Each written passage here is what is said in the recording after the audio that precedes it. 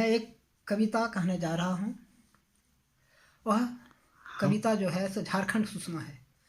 झारखंड सुषमा कवि सत्यदेव शांतिप्रिय जी ने लिखे हैं और इस कविता में झारखंड राज्य की विशेषताओं का विशेष वर्णन किया गया है। और हम पहले बिहार को भारत का रूप कहते थे, लेकिन अब जब हमारा झारखंड अलग होने के बाद अब हम झारखंड को भारत का रूप कहते हैं। हाँ, झारखंड का जो है बहुत से संपदाएं हैं, यहाँ की खनिज संपदाएं हैं, लेकिन यहाँ के महापुरुष, यहाँ की सांस्कृतिक विरासत, प्राकृतिक सौंदर्य, वैभव, वाणिज्य, खनिज संपदा इत्यादि का वर्णन जो कवि जो है ना सो बड़ी मार्मिक ढंग से किया है। इस कविता के माध्यम से कवि सत्यदेव शांतिप्रिय ने जो प्रकृति का वर्णन किया है वो एकदम सराहनीय है। अब मैं इस कविता को सुनाने जा रहा हूँ।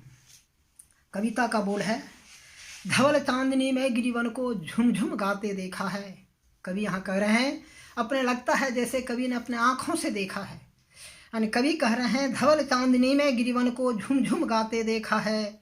नील गगन की शोख चांदनी ओंत सालों पर थिरक रही है। जैसे सरगम साथ लिए यह सोम सिंहासन से उतरी है।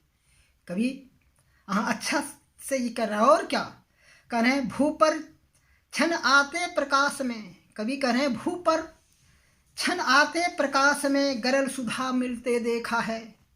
कवि कहते हैं, धवल चांदनी में गिरिवन को झुमझुम गाते देखा है।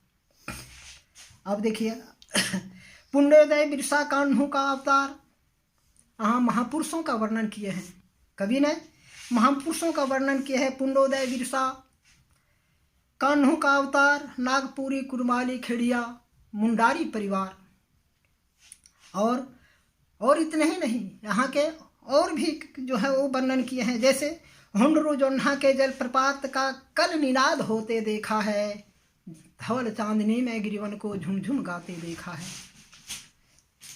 अब देखिए, कवि जो हैं पर्व त्योहारों के ऊपर ही वर्णन किए हैं।